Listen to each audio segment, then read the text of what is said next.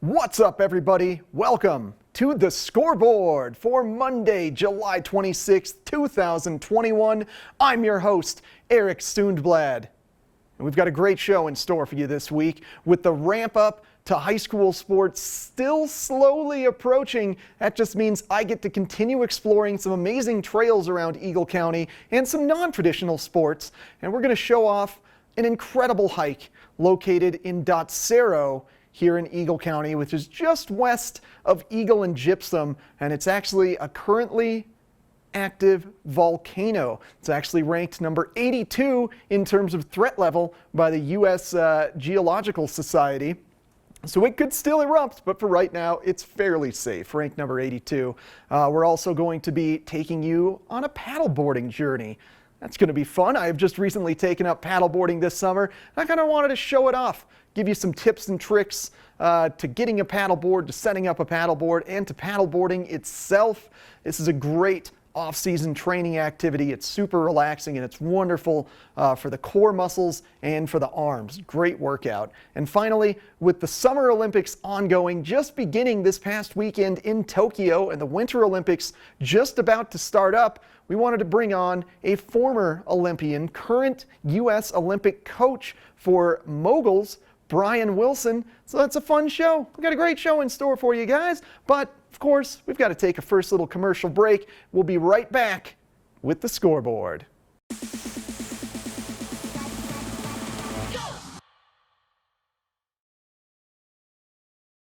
Welcome back to the Scoreboard. I'm one of your hosts, Maddie Evans, and Bryon Wilson. He's an ex-professional mogul skier, which is something that I absolutely love, as my dad is an ex-professional mogul skier, and we got the chance to catch up with him in Park City, which is super exciting because he's part of the US ski and snowboard team, and right now with the Olympics going on, it's absolutely perfect. So take it away, Bryon Wilson.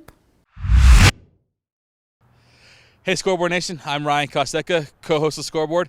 Standing next to me now, Bryon Wilson, a former US Mogul skier and now the US Moguls coach for skiing. Bryon, thanks for joining me. Yeah, thanks for having me. I'm glad to be here. So before we kind of dig into, what you're doing now, talk about growing up here in Park City. I mean, you competed with Wasatch Freestyle. You just talk about what it means to you, Park City, and just, how much it's helped shape your career. Well, I think if you want to be serious in the sport, this is the place to be.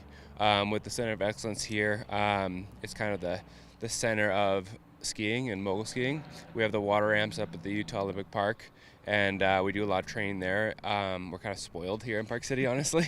So coming here to Park City really kind of slingshotted my career, and that I made the US ski team when our family moved here. So obviously you grew up in Butte, Montana before that. Talk about what was the training like in Montana, and how does that compare to, here in Park City?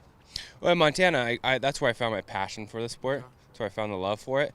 And then they didn't really offer full-time programming up in Montana. So when I wanted to take my career to the next level, this is the place to come. We found a program called Wasatch Freestyle. I joined Wasatch Freestyle, and they kind of helped me get to that next level. Good. So that was my next question. Perfect. For obviously you and your younger Brad, you came here. Wasatch Freestyle kind of opened up their arms to you, and you made that kind of your home. Talk about what that program means to you, and just what made you choose that program out of maybe Park City Ski and Snowboard, or with some of the other academies or programs here in Park City. Yeah. So John O'Brien's the director of Wasatch Freestyle, and he kind of welcomed us with open arms. Really helped us land softly here, and him and Rick Shaner both were really influential in just how I approach skiing, and really helped me develop as an athlete and as a person. Great leaders, and I think me, my brother, and my family saw that in Wasatch, that they didn't just create good skiers, but they created good people, and that was the big driving point for us to go to Wasatch. So obviously, you came to Wasatch, you started to find success, you made the US ski team, obviously, you went to Vancouver in winter 2010, brought home a bronze medal. Talk about maybe just before that, though. Was there ever a point in your career where you realized, hey, I am one of the world's best at mogul skiing at what I do? Was it, winning that medal, that bronze medal, or was it maybe before that? Well, I think it had always been kind of a dream, okay. So when you have that goal and that dream and that kind of zeroed in focus, you can do a lot of cool stuff. And it kind of stemmed from that. I think it took a lot of hard work, and then opportunities kind of presented themselves for me, and I took advantage of them, and then I ended up with a bronze medal, which is pretty amazing. It's incredibly amazing. I mean, I'll be honest, I was there. I was in college time. My buddies and I, we drove up from college to check it out. It was incredible. But I want to ask you, what was it about, that bronze medal? Has that the highlight of your career? Talk about the emotions of that moment. Yeah, I think it was the highlight of my career. I think being in the atmosphere, being in the just the excitement of the games is pretty special. And then having my family come up from Montana, we had about 30 people come up from Montana, and so I had like my own little fan crowd, and it was really special. And at that games, I skied free. I skied. I did what I was meant to do, and it came out great. Like no nerves, nothing like that. It was just kind of you were like, hey, I'm there. I'm going to make the most of it. Yeah, I think there's nerves. There's always going to be nerves. That's natural. But I didn't get tight. I skied loose, skied free, and skied well. So now, obviously, your career's over, but you're taking on a different career. You used to serve as the Wasatch Freestyle, Moguls coach. You were named US Ski Snowboard's Domestic Coach of the Year the past 2 years. Talk about that transition to coaching. How has that been? Is that hard? I know some athletes, maybe, I talked to Ted Ligety a little bit. He goes, yeah, I probably can't do a coaching. But for you, you seem to be really making this adjustment. How has it been? I love it. I really love coaching. I love developing relationships with the athletes and helping, pass on the knowledge that I've gained to the athletes, seeing, the light bulb, above, like, bing, they get it. And that's just like a special moment for me. And I like passing on what I have to share. It's great you say that because Nick Page, someone who I know pretty well, and obviously very well, interviewed him a lot. He always talks about how you've been a driving force in his career, the advice you've given him, that light bulb.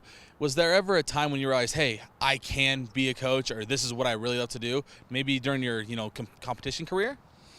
Yeah, towards the end of my competition career, I actually started working with Nick a little bit and started, my brother and I in Shokashima started a ski camp up in Whistler about 6 years ago, and then we started coaching up there, and kind of it introduced me into the life of coaching, and I kind of gained a love for it there.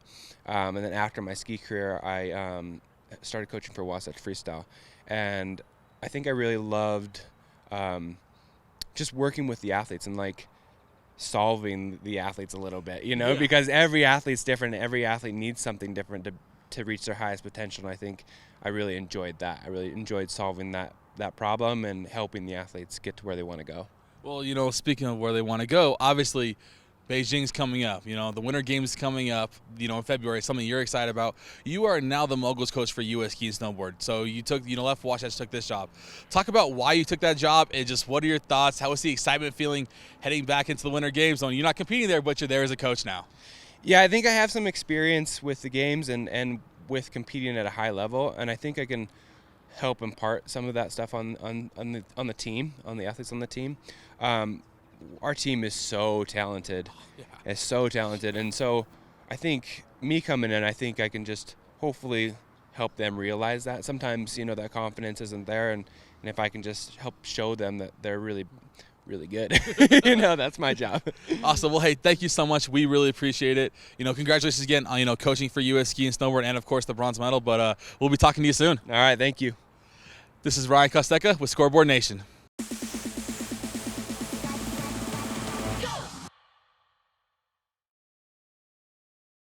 Big thanks to Maddie Evans and the Park City Scoreboard Nation crew for getting that interview with Bryon Wilson. And now let's move on to my hike from this past week. It was at the Dotsero volcano crater. Now, this is a volcano that erupted about 4,000 years ago. It's conveniently located just a few miles off of I-70, but this segment is a great example of what can happen when you're just going on adventures. Now, I've never done this hike before, so I was going in sight unseen, just trusting some information I had read on various hiking websites that led me to believe the Ute Trail was the best start and that it would be about a 6-mile round-trip hike. That ended up not necessarily being the case. Well, let's get into it and see how we found the Dotsero crater.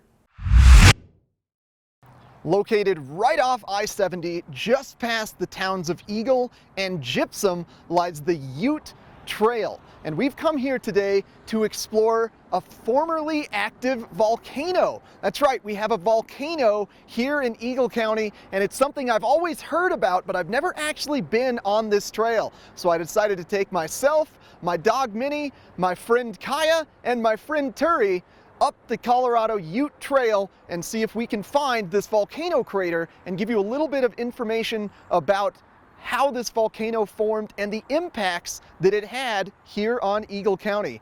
It's about a 6.2 mile round trip to get up to the trail. Of course, the Ute Trail goes for much further, but we're gonna stop right at the volcano crater and then make our way back. After ascending for about a mile along switchbacks that are fairly exposed and sunny, you're getting great views of the Colorado River snaking its way along Colorado River Road. But the big aspect about this trail is the full exposure to the sun. This is definitely a trail that you're going to want to do in the early morning hours, or be prepared to take plenty of breaks in the shade of the pinyon trees like little Minnie has decided to do here. This is a great spot to rest and hang out and catch your breath. The trail is fairly steep in a couple sections where you're going to encounter some split shale, which is the first sign of the volcanic activity that we are going to check out at the Dotsero crater. As we made our way up the Colorado Ute Trail, we were getting some great views of the Colorado River and I-70 and the little town of Dotsero behind us. And I could see kind of the fan out of where the lava had run down the mountain and into Eagle County. And I-70, of course, splits this lava. The trail was fairly exposed, as I said, lots of juniper, lots of little pine trees to take shade on. But, you know, I was starting to get an idea that we were on the right track due to that shale rock. Hey, there's Turi making an appearance. It's always good to have a hiking buddy when you're going on adventures, especially to places that you've never been to before. It was very hot. The dogs were really into taking shade breaks. The ground was pretty hot as well, so that hurts their little paws on their feet. It's a very exposed trail, and we had started about 9 a.m. So I thought that was an early enough start, but that did not appear to be the case. And about 2 miles up, we found this sea of sagebrush in this valley, and the trail was very up and down. It was quite an up and down trail. So there were steep sections, then there was downhill and then uphill. And I tell you what, lugging this camera equipment was a little tough, but it was brought better by meeting little friends along the way. Very desert area down here in Gypsum, and I met this little lizard on a rock. He was my little buddy. Hi, little lizard. And then, you know, I thought we were getting close because I was starting to see some of this obsidian, which is superheated rock that is known to come out of volcanoes. But we got about 3 miles up, and my gut instinct said we were in the wrong place. So we turned around, came back, I did some more research, and then I found the Dotsero crater. And instead of a 3 mile to 6 mile hike, it was actually a 2 mile drive. I was able to drive right to this sign, the Castle Peak sign. That's your best guiding stone, if you will, to know that you have found yourself at the Dotsero crater. It's a few thousand feet in terms of diameter and a couple hundred feet deep. It's a very large crater, and the road was loose, pumice stone the majority of the way up. And the crater used to be a little deeper, but it's now since filled in, and you'll find a lot of pumice stone and sandstone here. And as I've said, the sandstone just exploded out of the volcano. And what made the volcano erupt was when magma hit the water of the Colorado River, and then all of that pressure, all of that temperature change just caused a massive burst. Super cool stuff. There are hiking trails around the rim, so you can actually encircle the rim that we're looking at and get some great views. I didn't necessarily do that as it was another hot day, and I just wanted to go check out this crater and get some good footage. But it's really, really cool up there. Any Jeep, any Subaru, they'll be able to handle it. Make sure you've got all-wheel drive or four-wheel drive. You'll be in good shape. Now, despite my mishap, you know, it was a fairly serendipitous mishap because I got to explore 2 trails. One, the Colorado Ute Trail. That was great, fabulous views. I met the lizard friend. We saw the sea of sagebrush. There's great views of Eagle County looking back to the east. But the actual star of the show was indeed that volcanic crater, and it ended up not necessarily taking a hike to get to it. You're able to easily access it off of I-70. If you're headed west on I-70, just take exit 133 at Dotsero, make a U-turn onto Highway 6, drive until you get to the trailer park, make a left at the bus stop, and then just take the unmarked road all the way up about 2 miles to the Dotsero crater. Definitely worth a couple hours on a weekend. Go take the kiddos up there. When I got there, there were actually a couple kids that were slipping and sliding around on the pumice rock, fascinated by my big TV camera. They were having a good time. You go have a good time and check out that crater. But for now, we're going to take a short break and then come back with a look at paddleboarding.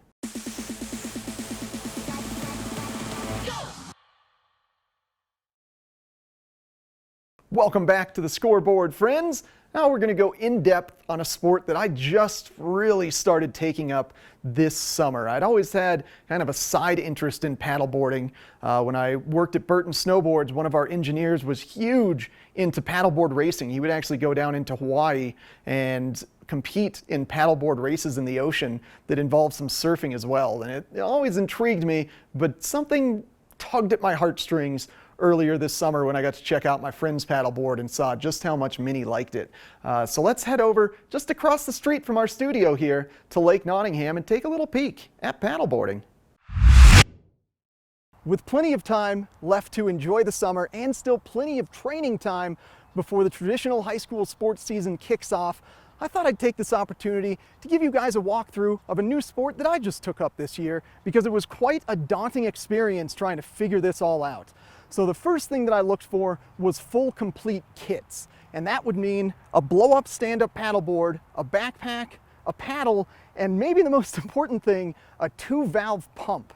So that means the pump is going to pump up when you're going up, and it's going to pump up when you're going down. And I also wanted to key in on removable fins as well, just to create less volume inside of the bag and less risk of breakage during travel. So I found this amazing paddleboard on an online website. It was just about $300, and then I got my little golden retriever a life vest. Now you may say, golden retrievers are great swimmers, why do they need life vests? Well, as we're about to see, dogs love to get on and off of paddleboards. So let's take this sucker into the water right now, and I'll give you guys some tips that I have learned on stand-up paddling. When it comes to paddleboarding with a dog, you've got to be prepared to shift your weight a ton. So you got to be good at getting down on your knees and then standing up again.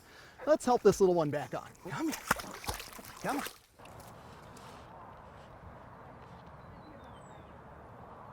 Now, once you've got your dog nice and settled on the paddleboard, the next thing is to choose a stance. Now, you may be more comfortable starting this all off on your knees just to give yourself a better sense of balance. But we've moved beyond that, and you can get a better stroke when you're standing up. And so the choice is, do you want to do a surf stance, which kind of gives you better maneuverability from left to right, better edge work, or do you want to do a straight up stance, which is certainly more comfortable, doesn't quite give you as many power options when it comes to paddling. But the dog is very comfortable in either stance as long as you can get him settled. And that's why it's so important to have some treats with you to keep the dog settled. Now, I've given Minnie quite a few treats along the way. We took some baths today, but it was all in good fun. High five. High five all the way. Thank you. And Lake Nottingham is the perfect place to both learn how to paddleboard yourself and learn how to get your dog settled on a paddleboard. It's only about 10 feet deep, warm waters, comfortable environment, and this is the perfect sport to stay in shape for the summer. It's such a great workout on your arms and for your core muscles. You really can't beat it when it comes to snowboarding or skiing. So get out there on a paddleboard. Come experience this. Maybe check out Stand Up Paddle Colorado here in Lake Nottingham just to try renting one. But for now, Minnie and I are off to explore.